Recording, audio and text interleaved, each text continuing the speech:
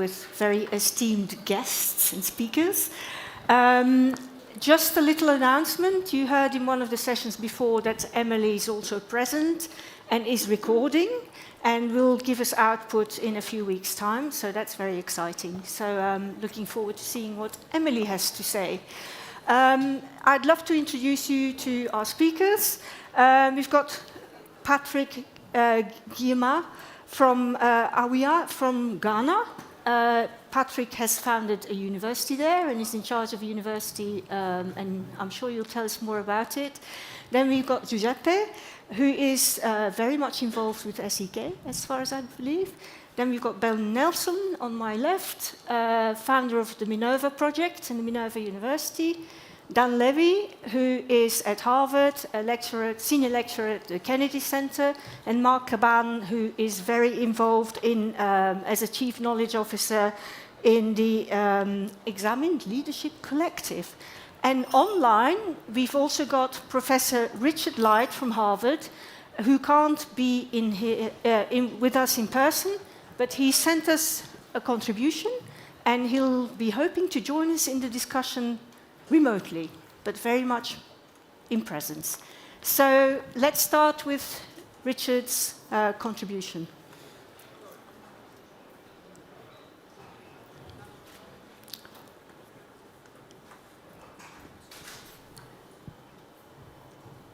Hello, I am Professor Richard Light, L-I-G-H-T, just like light bulb, and I'm recording this at Harvard, my university. It is a privilege to start off this panel about connections between AI and critical thinking. I'm especially enthusiastic because with our incredibly distinguished panel, I'm pleased to try to clearly define those words. Critical thinking, what do they mean?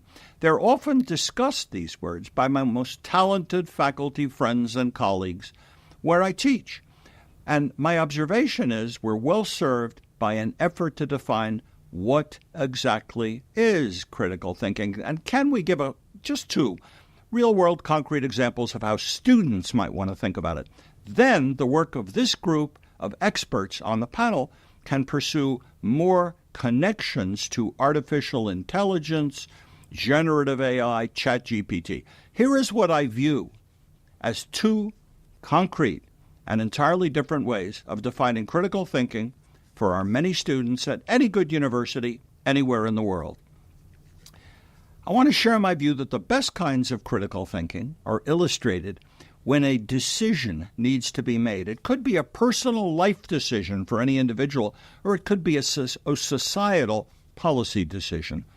For example, example one, I believe critical thinking is needed when anyone is deciding, do I have enough information to make a choice, a decision? Put another way, how much information do I need before I can make a thoughtful and constructive choice? Now, I can always ask the question, do I have enough information now? If I need more, how much more? A second example, I'm going to make it personal. It's about critical thinking. Ethical dilemmas, ethics, can often be complex, and here's one that I find straightforward. I have posed this to my Harvard graduate students, and in a moment I'll tell you what my class of 40 students said, how they voted. The ethical dilemma that requires critical thinking is this. I, as most people, I have 2 kidneys, and I'm not so young anymore, and my kidneys may be failing. My doctors here at an excellent hospital in Boston or Madrid or New York or anywhere else tell me I definitely need a kidney transplant to survive for another 5 to 10 years. So I advertise in a local newspaper and online that I will pay someone if they'll donate one of their 2 healthy kidneys. They can live on 1 kidney, so it can be transplanted into me. And I'm assuming health factors like blood types would be good matches. Suppose I receive a response from Alejandro Smith, a middle-aged man in Madrid. He's in excellent health, he has 2 good kidneys, and he can use some money. He says, Mr. Light, I'll donate my kidney to you. You can receive a transplant of my healthy kidney, and I'll only charge you $100,000. It could save your life. Your $100,000 will certainly improve and enrich my life if you pay me for basically selling you my kidney, and I have my other kidney. Well, what's the point? The point is I, Richard Light, I'm not super rich, but I could afford to pay $100,000 to stay alive. So Alejandro Smith and I agree as consenting adults to this transaction. Mr. Smith will donate one of his kidneys at a large hospital in Madrid. It will be transplanted into me by excellent surgeons. He only needs one healthy kidney to live a complete life, and that's what he'll have after he donates his one other kidney to me. But wait, the director of ethics for this Madrid hospital announces this may not be ethical. Most people, or many people, simply could not afford to do this, to pay $100,000 for a new kidney, even when it could save a life. So, says the ethics director, it is unethical or inequitable for Richard Light, Professor Light, to receive a new kidney just because he is financially pretty well off. Now, I would reply, nonsense. There's no ethical problem. Alejandro Smith and I are two middle-aged, highly educated, consenting adults. We both agree will benefit from this entirely voluntary transaction. My quality of life will clearly benefit a lot. It'll save my life. Indeed, saving my life is a big deal, so I'll benefit. Mr. Smith will receive a substantial and entirely voluntary payment from me for his being kind enough to donate one of his two kidneys. So his quality of life will benefit from having far more resources. How can that not be ethical when both parties choose to do this thoughtfully and voluntarily, and both parties benefit from their happy agreement? If you find it entertaining, I asked my Harvard students to think about this exact dilemma and to make their judgments, and they voted using secret ballots, so no student knew who else in the class voted, how they voted. Here are the results. 60% of Harvard graduate students voted, yes, the agreement is a good one. Both parties benefit. It's clearly entirely voluntary. Meanwhile, the other 40% voted with the medical ethicist at the hospital. They viewed the transaction as inequitable because not everyone can afford to buy a kidney. Therefore, they argued no one should be able to buy a kidney. I view this simple example as a wonderful example of critical thinking. It is from the real world. It's something that actually happens. Perhaps we can quickly agree no answer is always obviously right. There's space for reasonable and very smart people to disagree on their solutions. So I will now conclude. I view these two examples as good examples of where it might be challenging to use generative AI or ChatGPT just believing it will provide an answer or a solution. This is not like 2x equals 10, solve for x, and the answer is 5, and we need help getting an answer. This is judgment. It involves making trade-offs between different core values. How do we trade off societal equity with the right and the willingness of two consulting adults who both agree they're going to benefit from an agreement? Perhaps AI and ChatGPT can point out this challenge of coming to a conclusion. I wonder if AI can ever replicate a human being's capacity for critical thinking. So now, thank you for your patience. I will subside and I will turn it over to our distinguished panelists. This entire panel is not about kidney transplants or antibiotics, but I hope these two, I think simple examples, serve as helpful introductions to what the words critical thinking might even mean when working with artificial intelligence. Panel, I now turn it over to you. Thank you for your patience for these few minutes. Thank you very much, Richard. I believe Richard has thrown us quite a gauntlet. So on to critical thinking, AI, and a bit of ethics clearly thrown in. Patrick, I would like to start with you, because obviously your university is in a very different context to this argument. And AI is obviously also on your mind and your students' mind and your teachers' mind, as well as critical thinking. So how would you kind of look at AI and critical thinking in your context, just having heard what Richard has told us? And this is not about kidney transplants, you know. I understand. So, look, I think that AI presents incredible opportunities, and it also presents some very interesting challenges. And one example I like to share is that, you know, when you think about critical thinking, at the base of it is figuring out things like what are the right questions to ask, what is the information that you need to make a decision, what information is relevant or not relevant. And it is also about being able to connect the dots between different sources of information and synthesizing an answer to your question. Now, questions like what represents a truth are important when you're making decisions. It used to be that we could, for example, consider video and audio as evidence. It's just they represent the truth. We couldn't necessarily consider text as evidence. A long time ago, people thought if it was written, it must be true. But, because we teach critical thinking, we teach people to look at different texts, look at different evidence, apply reasoning to coming up with a decision of what's the truth. Well, it turns out that with generative AI, we're going to have to apply that with video and audio as well. So this morning there was a big discussion about, establishing laws that try to hold platforms responsible for, putting out untruths or wrong information generated by AI. And that's all well and good, but it is also critically important that we teach critical thinking so people can also, if they are exposed to wrong information, that they can do that analysis.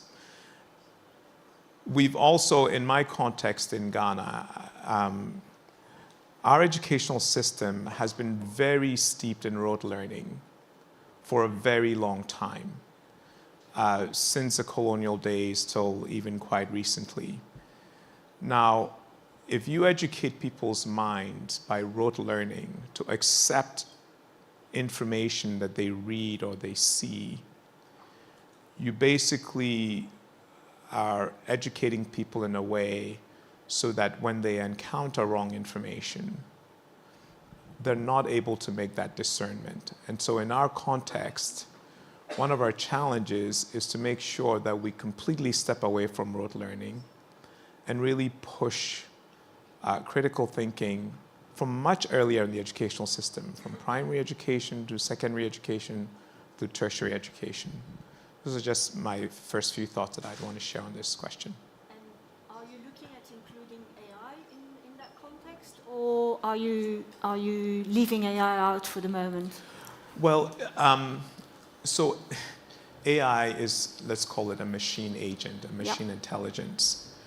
And in the same way that we'll say to students, you can do work and you can look at information from human agents, and you have to apply a certain discipline and approach to interrogating that information. You need to do that with machine agents as well. And so I just think of it as, a machine intelligence, and there's different kinds, where there's things coming out of machine learning algorithms, there's things coming out of LLMs. Whatever you're doing with an AI, you need to understand that your ability to reason yourself in your interaction with this machine, or in your interaction with information generated by this machine, is important. Thank you. Ben, having heard what Patrick has to say, your students operate in a very different context to the Ghanaian context and to Patrick's university. So how do you kind of look at the critical thinking and what makes us human with the machine at Minerva?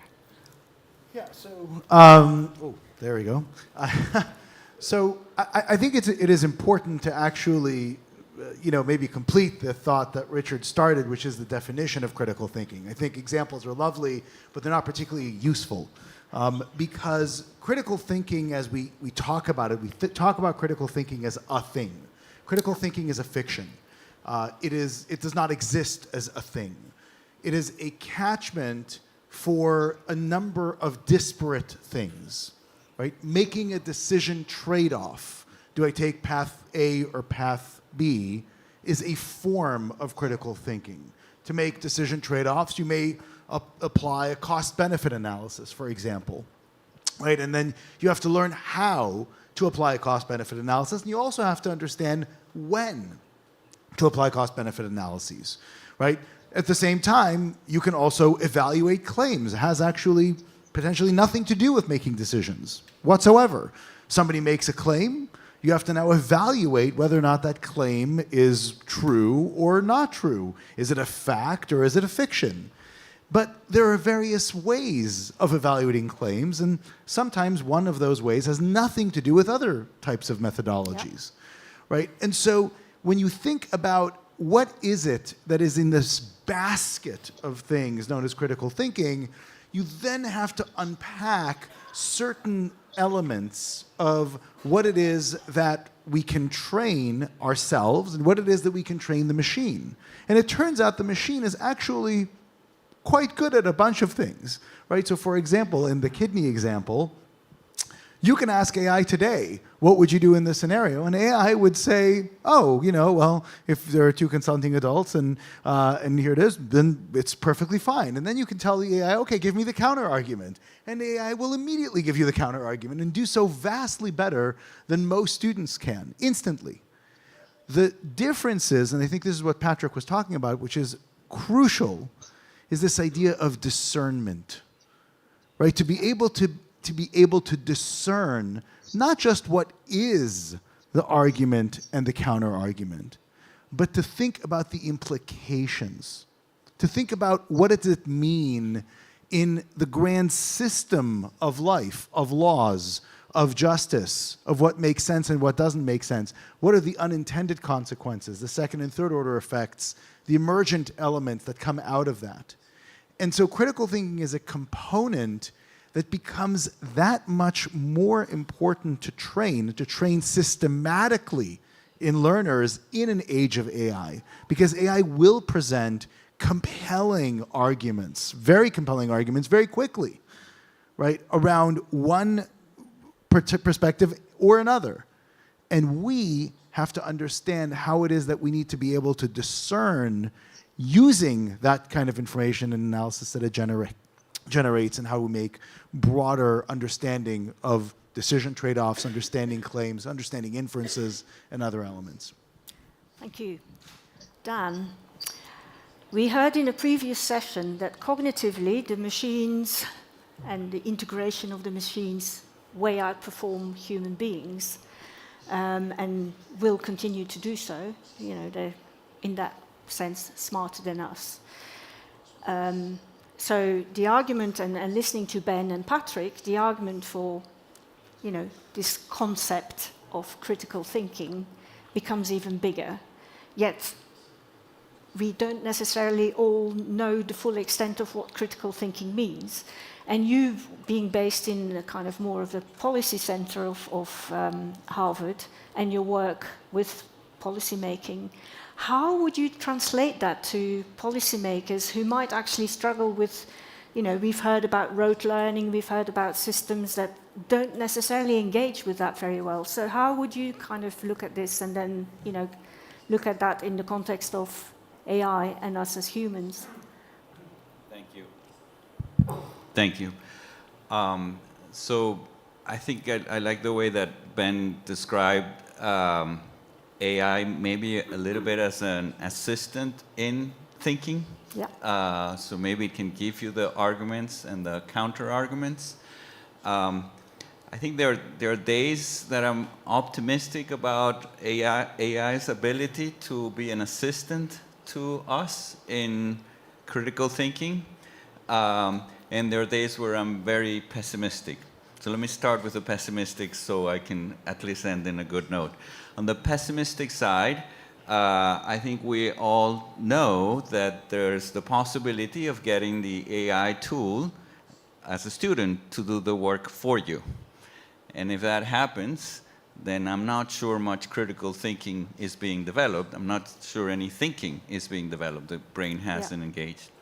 On the other hand, in the way that Ben described using the AI, where you can ask for arguments, where you can ask for counter-arguments. So that's very different from the kind of rote learning that Patrick was describing.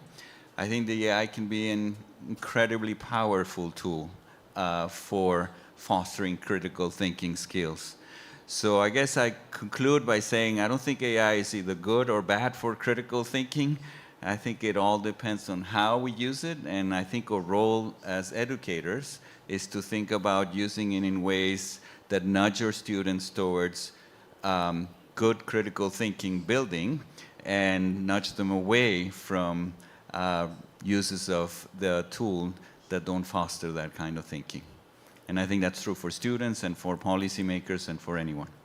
Thank you. Thank you. Thank you.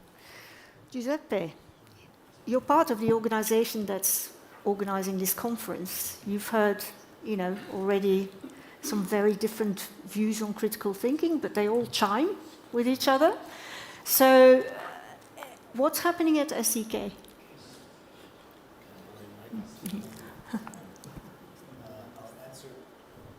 I'll answer that question. Just trying to pull together a little bit the comments that were made up until now. I think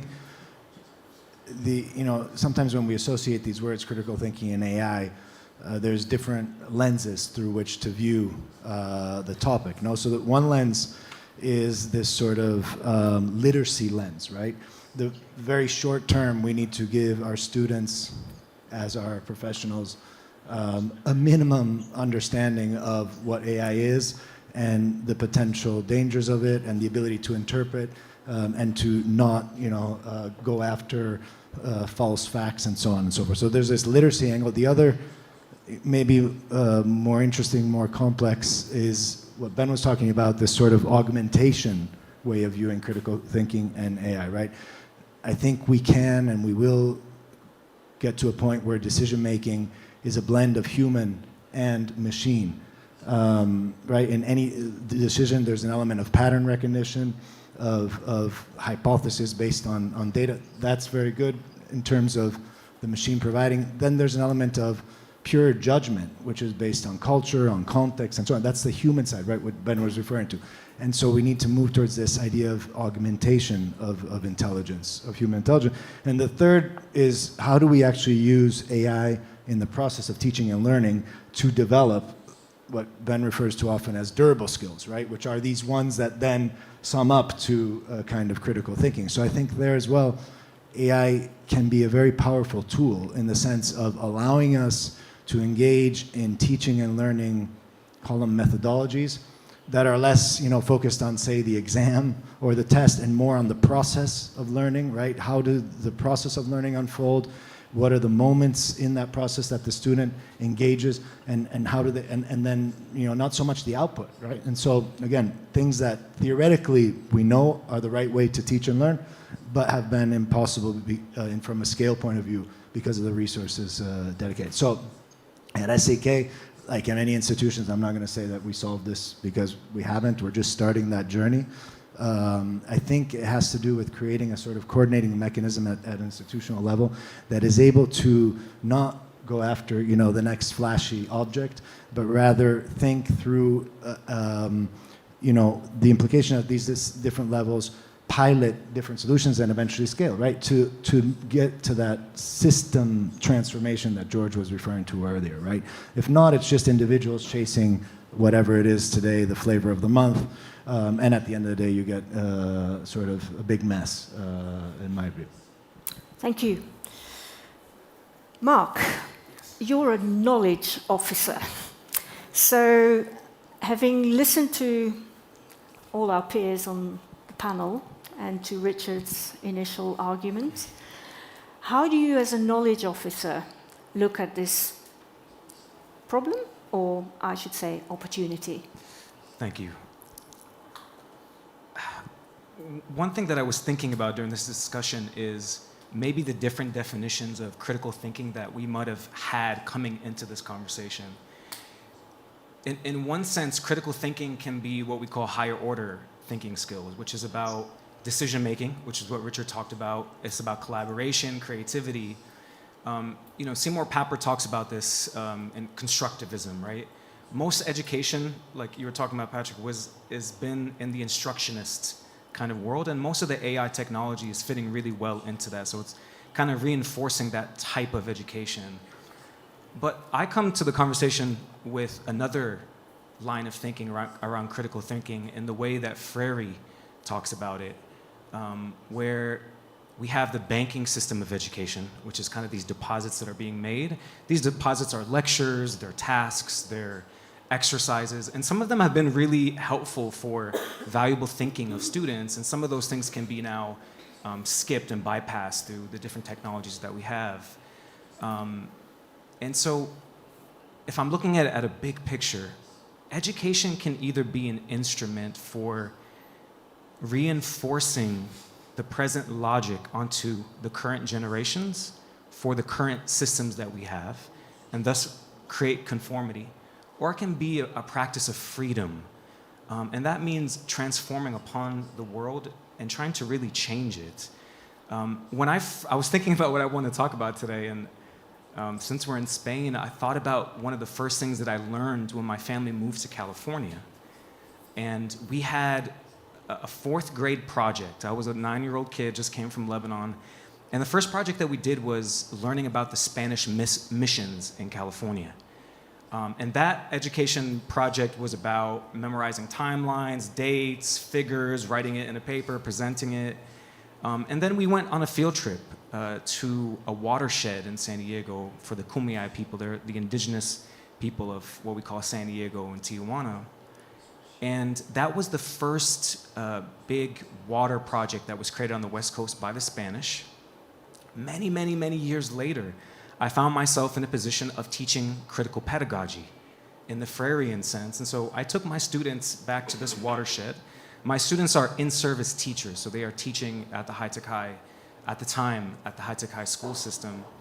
And we started by having tea at the watershed and having a conversation around their first realization of them being a settler on Kumeyaay land, what has been their journey with that, and then asking them to make predictions about what they were going to see in the watershed that day, and having a little notebook with them, writing down their notes, their wonderings, their predictions of what they were going to see.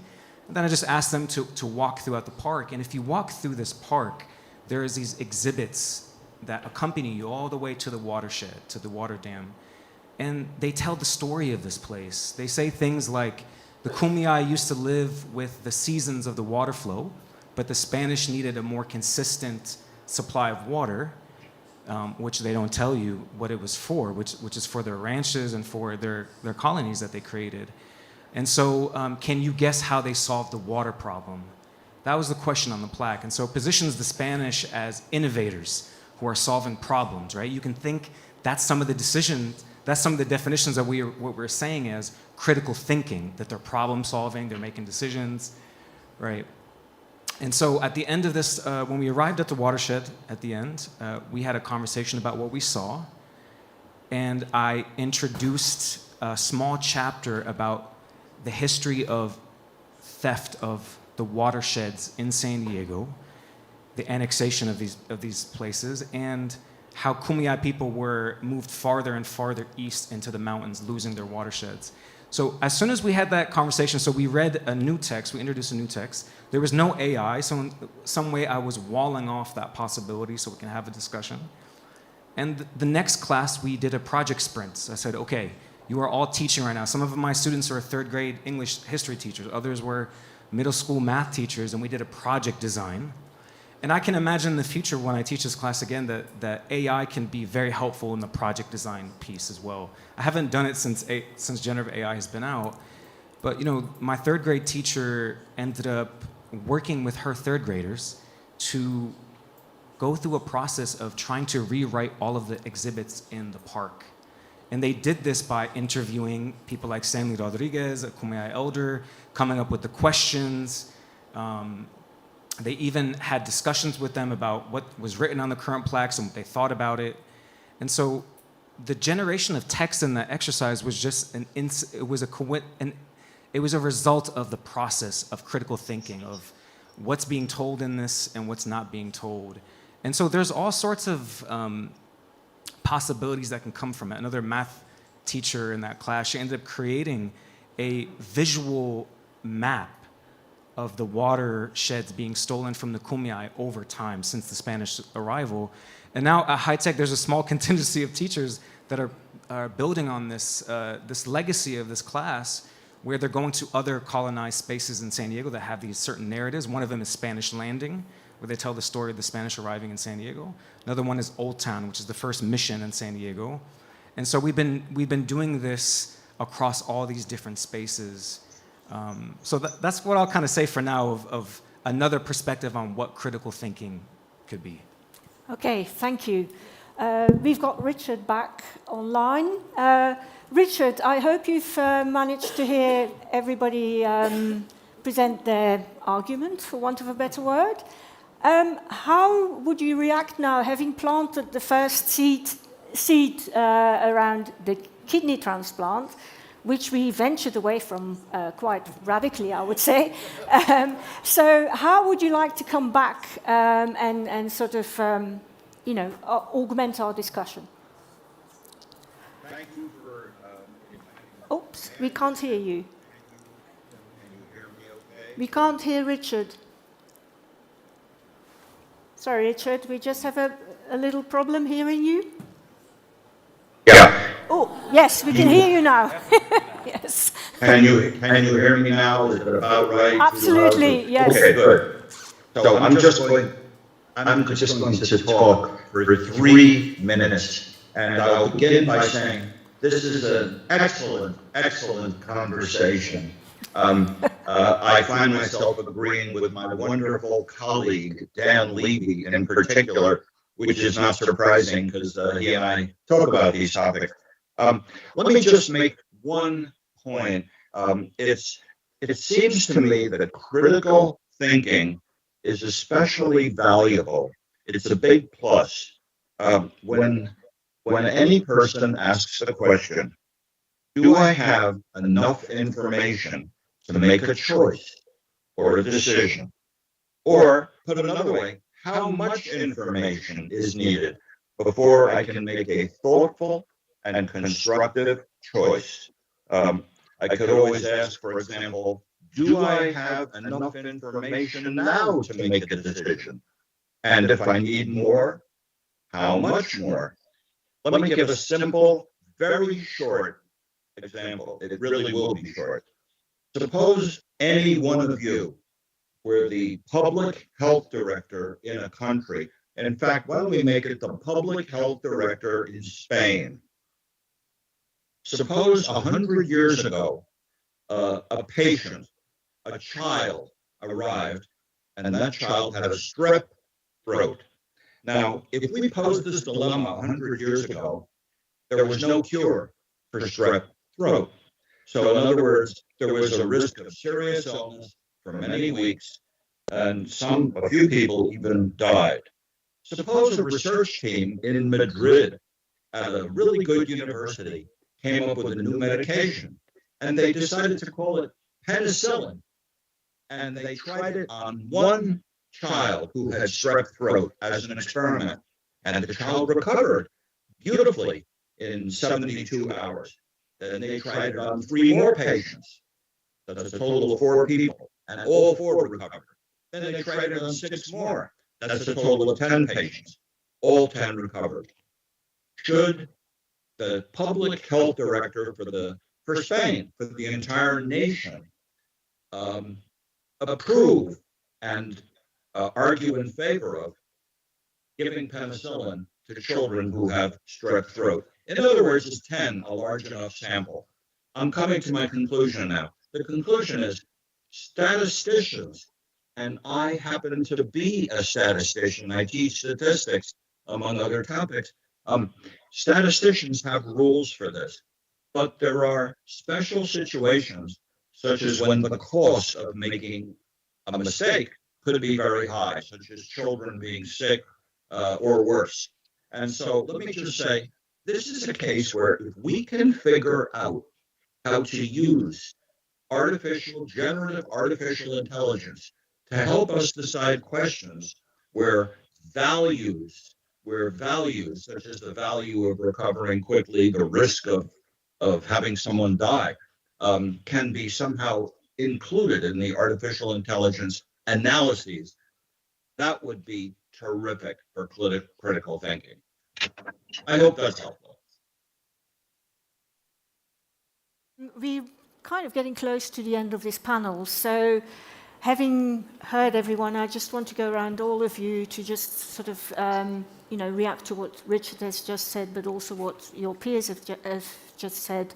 We've got very different flavors of what critical thinking is, for a start, which I was hoping would come out because there is not one flavor for it.